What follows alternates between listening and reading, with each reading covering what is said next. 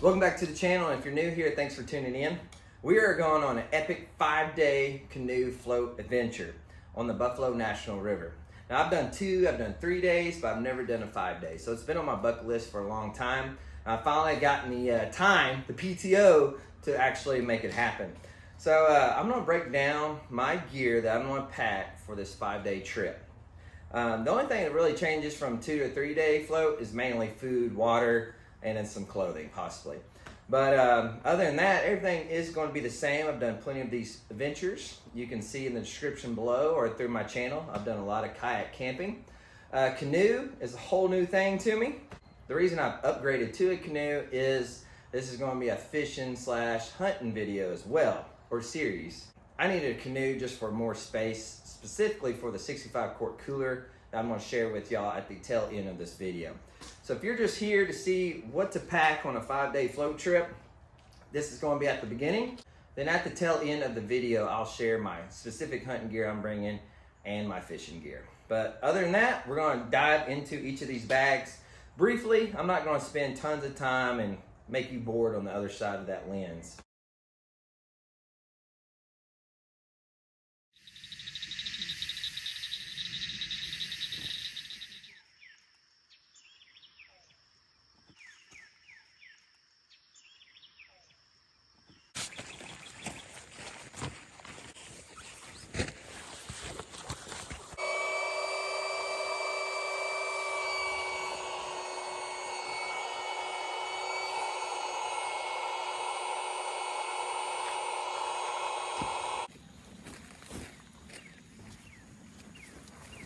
So right here on top, unfortunately it doesn't fit in there. I probably can finesse it in there and fold it around. I just haven't messed with it too much yet. But this is just a little extra padding because I'm going to be on gravel bars for a week. And I do have a nice sleeping pad in here already. But just in case that goes out or I get a puncture, I have a backup plan. So on 5-day trips, you always want a backup plan, especially when it comes to food, water, or comfort. So this is just a little extra padding I got from Academy Sports. It's not super thick, but it does have an R value of 2. So it will keep some heat intact and from the ground transfer. So that's awesome. But mainly it's just going to be thrown down, then my sleeping pad is going to be on top of it. Just give me a little extra comfort for 5 days. So right now, inside this bag, I have a get out gear down blanket. Just something I can just throw over the top of me if there's a little bit more chill in the air that wasn't prepared for. Pack's very, very small. It's probably about the size of a 32-ounce Yeti, and it does compress even more. So also I have my sleeping pad. This is a Climate Static V sleeping pad with a R value of 4.4, so very, very warm. Especially here in the South, I don't have to worry about 0-degree temperatures or -degree temperatures. So with that 4.4 R value, this is plenty for the South. Now, I did pack my big old Ascend 0-degree bag for multiple reasons. A, if it's not cold enough to get inside of it, it's extra padding I can lay on top of it, just in my thermals. Now again, this is all fit inside of this remote design bag here. Then I have my favorite, I just recently upgraded it. This is a Thermarest compressible pillow. You undo the little latch there, you unroll it out, and you fluff it up. Now this is the large size. So I was using and rocking out in some videos in the past a smaller Thermarest pillow, but it's all about comfort when it comes to longer duration camping. So I'll tuck that in later. And then lastly, I have from H24 Outdoors, my Eureka Mindori 2 tent. And inside this, I have my footprint as well. So if you're interested in this tent or some other things like the jet boil and all that, H24 Outdoors in Conway will sell these items to you. So all this fits neatly inside of this bag here. So I know if I grab this bag, I have everything I need for my tent and sleeping pad and sleeping bags all right here. Now this container here is my clothing trunk. So I have socks, drawers, pants, hunting gear, all that in here. I'll open it briefly and show you what's inside. But now this is one of those things that it's more of a convenience. You know, my canoe is rated anywhere, I've read different things, 800 to 1,000 pounds. My current weight of everything I've weighed out is 450 pounds. So I'm gonna go ahead and round it up to 500 just in case I forgot to measure something. So this right here, this case from Academy Sports, it's a Magellan Outdoors Pro, and it's waterproof, watertight. It's got a seal on it. It weighs 10 pounds itself. So I could downgrade and go with the dry bag, but unfortunately with the dry bag, you know, you have to pull everything out if something's on the bottom, right? So if I want some thermals, they may be at the bottom, my hunting gear may be in the middle, you know, versus using a trunk style waterproof case, it's way easier to shuffle through it and find what you need quicker without dumping the whole contents out. So anyways, that's my reasoning. I'm okay allowing the extra 10 pounds just for the convenience sake. So opening up this case here, here's my socks all laid out in this little zipper pocket here. There's my undergarments, you probably don't want to see. And right here I got, you know, hunting stuff. I got regular street clothes or hiking clothes. And I got, of course, my hunter orange and my hunting gears underneath here on this side. So it's just way easier to grab things and to lift something up and grab something underneath versus working through a deep dry bag. Yes, you save some pounds, but to me, the convenience outweighs the weight.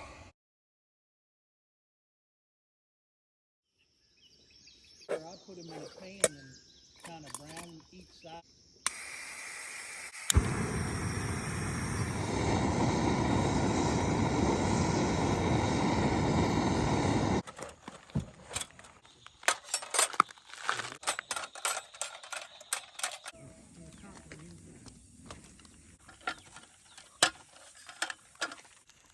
That wasn't good. Sleeping bag or something in it. All right, let me dry this bag off real quick because it got rained on already. So this is my Ascend 55 liter bag. You get this line from Bass Pro Shop. But inside here is the goods. I got snacks, I got sweets, I got my treats, and it's all in this. This is my food bag right here. So I'm gonna go ahead and get everything out, lay it out, and walk you through it versus you watching me for 2 minutes unpack this because I have it packed a certain way. All right, this is all the contents that was in that green dry bag. So anywhere from food, grilling, fire starter, spatulas, toiletry items, coffee, all that was inside there. I'm gonna walk you through briefly why and what these items are. So number one thing you have to have is food and water, of course. So with my water, I am packing 1 gallon of drinking water. But after that, I'm going strictly to the river and creeks or springs in the area for my water sources. So inside this Nalgene, I have a Sawyer Mini that I can hook up to that Gatorade bottle or this pouch to get some water from the creek or spring and filter it right then into this Nalgene. So after that, I need water, of course, to put inside of here. I'll have to boil it and stir it up. So with that said, I have the Jet Boil Flash that heats up, boils water within 90 seconds, I believe, with the indicator right here. I've used this in trips before.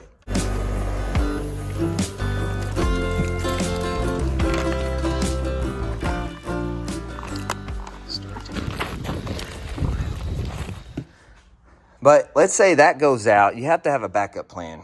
Because if I don't catch fish, I don't shoot a deer, then I need another source to heat up these meals. If not, I'm in trouble. Now, you can go direct pot onto the fire, but I like to keep it cleaner and easier. And so I have a backup plan where I'll screw this on top of this fuel canister here, and I can still heat up and boil water for these meals.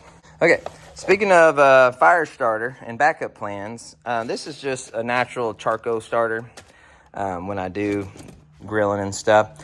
But right here, I have these fire starters. They're waterproof, they float, and after you puff them up like a cotton ball type, they will stay lit for 5 minutes. I do have a link for Bigfoot Bushcraft down below for a discount. Also, I have a lighter in here and a striker, a flint striker. That way, 2 sources of fire. That way, if one goes down, I have another alternative.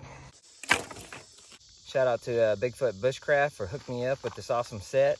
I have the link in the description below for a discount. Anyways, these are waterproof plugs, perfect for kayaking. And this is just a little plug tote. That's all I really need for one trip. Not much, but it's an awesome little tin can that fits perfectly and nice and compact in my dry bag. So we're gonna break this up. We're supposed to break it up, loosen it up, make it basically like a cotton ball. We're gonna put that baby right there in the middle, get our striker.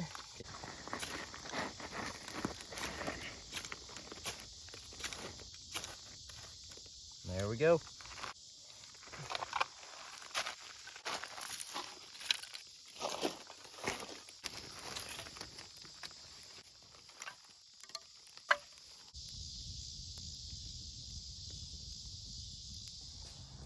So with grilling and cooking, this is just a miscellaneous spatula. I have a cool spoon in here that I'm pretty proud of, I just got. And that is this spoon here. So here's the spoon itself, but it breaks down. If you see the little notch in between, there's a striker, there's a sharp steak knife right here, and then there's the spoon itself, or spork. This is what it looks like apart. So a nice looking little knife there, pretty sharp. And then the spoon. So that's an all-in-one. Then of course I got some tongs and a spoon and a spatula. That way if we need to use that and not burn ourselves. So speaking of grilling and stuff, I have 2 separate grills here. This is the Bigfoot Bushcraft portable grill. It's like a 10 by 10 basically. Very small, compact, but it is a little heavier. So that's why I have this alternative too. There's a little miniature portable grill in here, and after you fold it all out, it elevates this grill over the top of coals by a campfire. So anyways, I haven't quite decided which route I'm gonna go. I'll probably lean towards this just because space saving and it's way lighter than this, but this is not that heavy at all. But if I didn't have 450 pounds already, I would definitely take that. I may still take it. But anyways, I got enough food. This is breakfast. There's 3 breakfasts here. Strawberry granola, apple cinnamon cereal. Then I have some oatmeal inside of this pack here. Also got Cliff Bars, some Nutter Butters. Just some things in there to keep me fueled on the trail if I'm hiking and scouting for deer. So I got enough meals for 5 dinners, of course, but I got 3 extra just if I have time to make a sit-down lunch and enjoy something a little heartier than an Uncrustable or a hot dog. And that's something I haven't showed y'all. That stuff is in the fridge, but you can pack your own snacks and food depending on what your needs are and what your flavors are. We talked about this stuff. This thing right here, I'm not packing my little portable table that y'all seen in previous adventures. I am packing this though. This is a heat pad. It prevents things from melting underneath it. So you probably see these under a grill, like on decks or on your countertop. I got this for my cooler. My cooler is going to turn into a table. That way I don't have to pack something extra on this trip. So that's why I have this mat.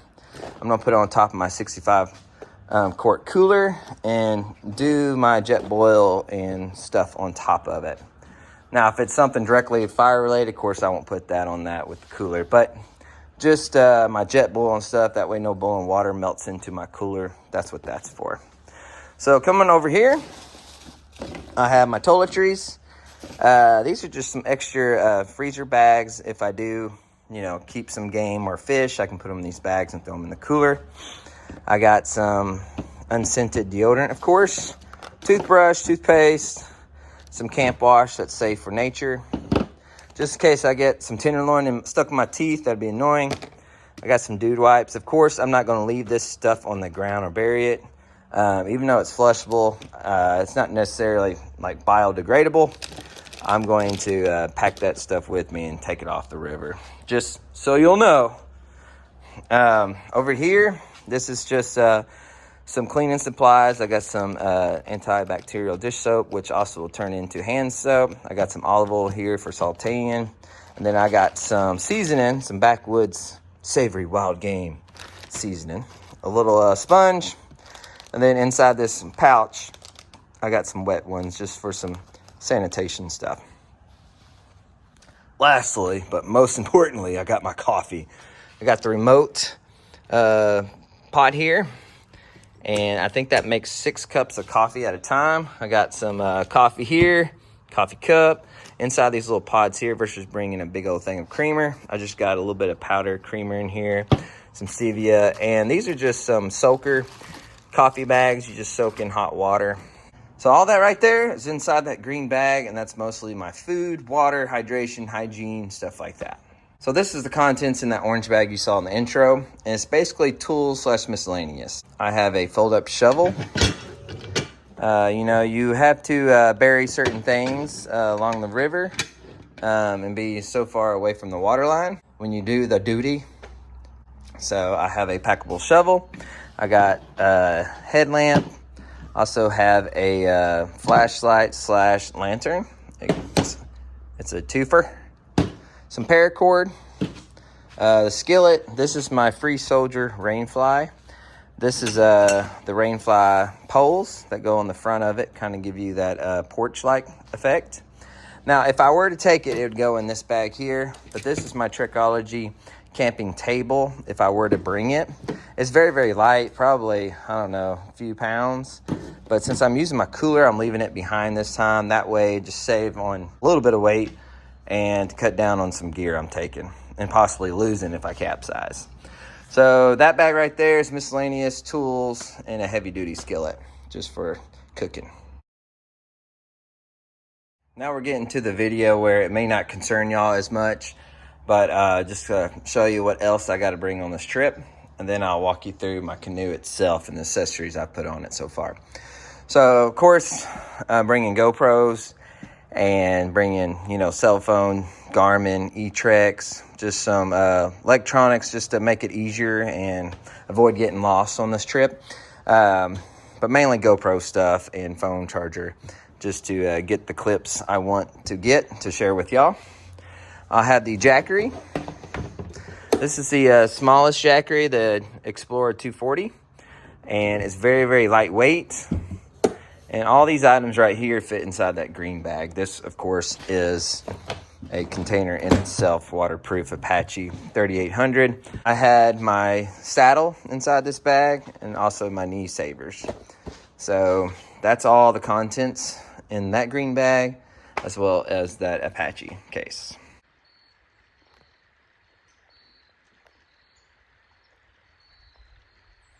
So now we're getting to like the bulk weight of the trip. All that stuff I weighed out, and roughly probably all that stuff together is maybe 150 pounds of gear. So not too heavy at all. This is what makes up, this is another, I think 30 pounds without anything in it. This is another 20 pounds, mainly because of my climbing sticks and this rack system that's on there, the metal rack system. Now, this is my climbing sticks and my platforms in here. I did wrap my backpack, all the metal things that were showing that could be rubbing and making noise in the woods with stealth tape. So that's what's all wrapped around here. But it's actually pretty light system, 20 pounds. And this also turns into my pack out bag. So if I do get a deer down, I'd put I'd quarter it out and put it in this bag as well. So that's why I'm bringing this heavy duty bag. I know I can get like a lighter version of it with carbon fiber for $600, but this was $50 on Amazon. It was actually normally $150, but I got it for $50. It was a deal, so I jumped on it. Yes, it's a little noisier, but wrapping up with that stealth tape, it's made it really, really soundproof. So this is my 65 quart cooler. I fit that 8-point in it last year on the river. I'll put that in the link description below if you want to watch that adventure. First time ever getting a buck, and first time ever hunting it on a river and floating down with it. But this is that grill mat I was telling you about earlier. So this is going to be maybe a chair even. But also if I spread this out over the top of it, then it turns into a little cooking table. I can put my jet boil in here and not worry about melting my lid down or messing it up too bad. So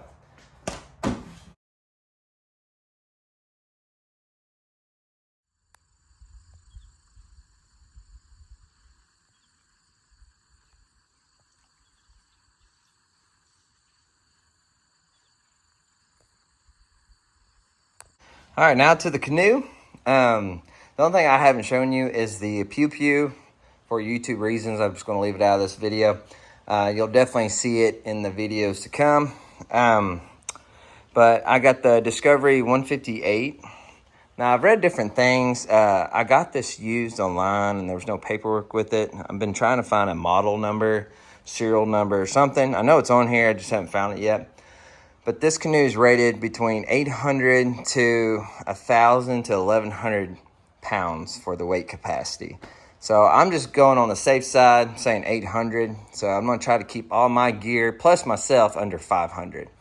That way, if I do get a 8-point or a doe or something, then that extra 100, 150 pounds still going to keep me in a safe range.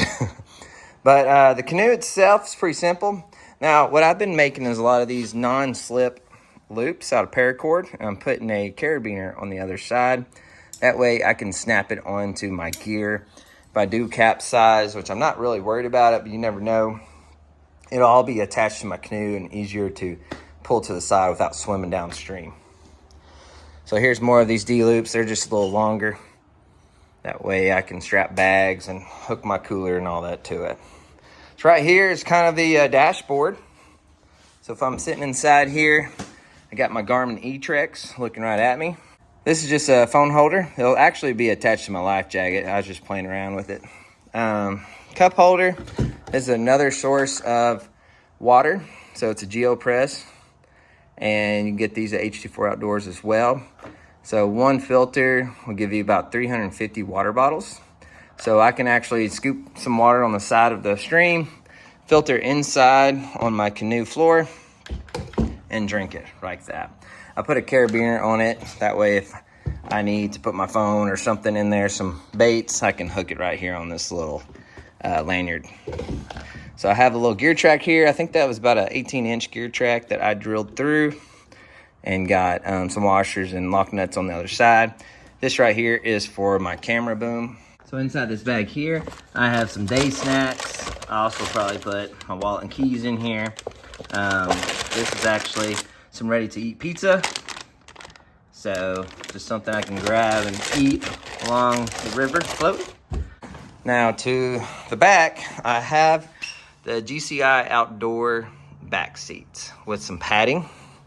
Underneath it, which I am enjoying, is I have this bag system from Granite Gear, and it's going to house a 3600 fishing box and some plastics. So keep all my fishing gear from floating in the water in my canoe, keep it elevated, but also easy access underneath my seat.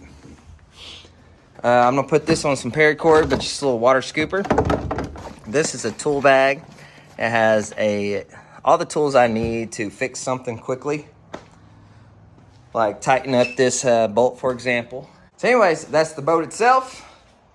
On the front of it, I do have some poly rope that floats, and it's pretty long. That way, if I do have to drag or work around a dangerous rapid, and I don't want to chance flipping it, then I have that option too.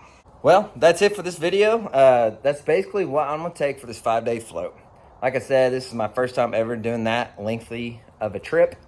And so I'm gonna learn a little bit myself on this trip. But other than that, it's mainly just a little bit more clothes and a little bit more food. But everything else is what I've used over this past few years in a lot of my adventures. And I love all these items, like the GeoPress, for example, is great to save space on water bottles. And it's more environmental friendly. You don't have all that extra trash in your canoe. Of course, it's going to be an orange bag, but it takes up space too. So any type of filter water systems is great and saves on space. So the only thing you didn't see was the pew-pew, and just there's no need. You know I'm taking one. But other than that, that's everything I'm taking on this trip.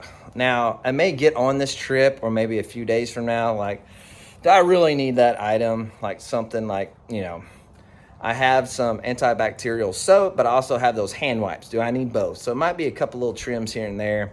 But other than that, that's basically what I'm going to take, the maximum stuff, but I may trim it down even further from there. We may not get a deer down, but hopefully the fish will be biting, and we'll still have a great time camping and canoeing. Anyways, thanks for watching. Hopefully this video helps. Maybe you'll find some ways too to trim back, or maybe you didn't think of something to add in after watching this video. But either way, thanks for watching. I hope to see you on the next adventure.